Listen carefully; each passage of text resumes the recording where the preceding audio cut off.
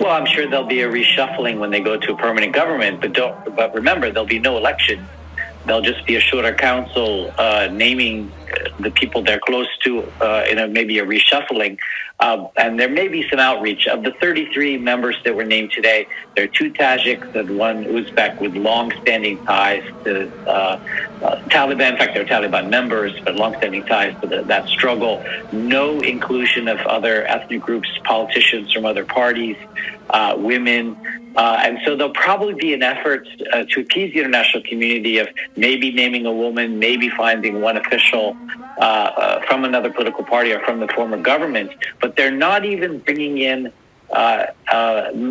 people who worked in the ministries under the former government as advisors. So they're basically trying to start the government from scratch with no inputs from the previous quasi-democratic government that was in control. They want to reset and as much as possible go back to 2001 because 80% of Afghans were in favor of the overall project of the U.S. government. 2/3 of the country was held by that government until just a few weeks ago when the U.S.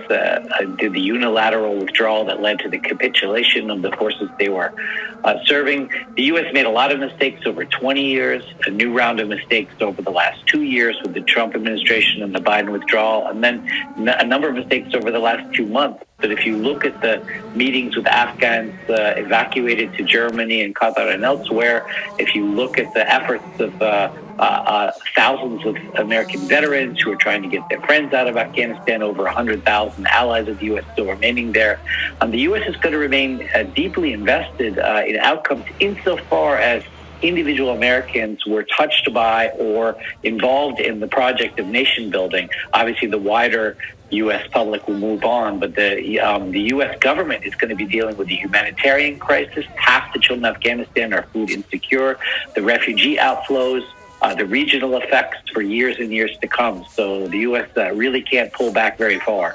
First of all, we have one of the most wanted men by the FBI with a $10 million bounty on his head for many suicide bombings and terror attacks, including one of the main hotels in Kabul.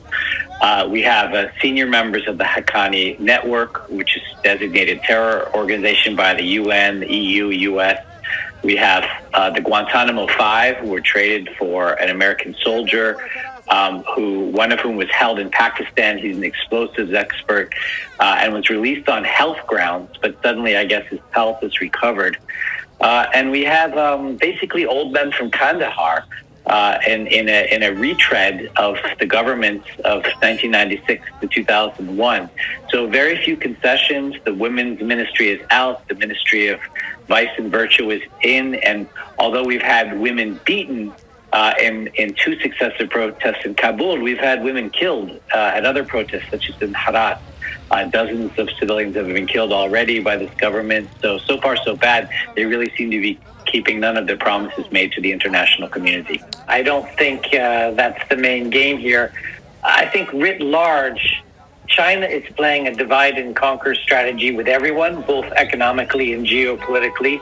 And when parties act together in a way that seems to go against Chinese interests, that actually increases their bargaining position vis-a-vis China. And that's the big game. And that's one of the reasons the French were so upset, and by extension the EU, that this new security infrastructure in the Indo-Pacific hadn't included the French. It's not that the French have different interests from the United States and Australia. It's that France wants in on this new sort of unified approach to dealing with China-related security issues.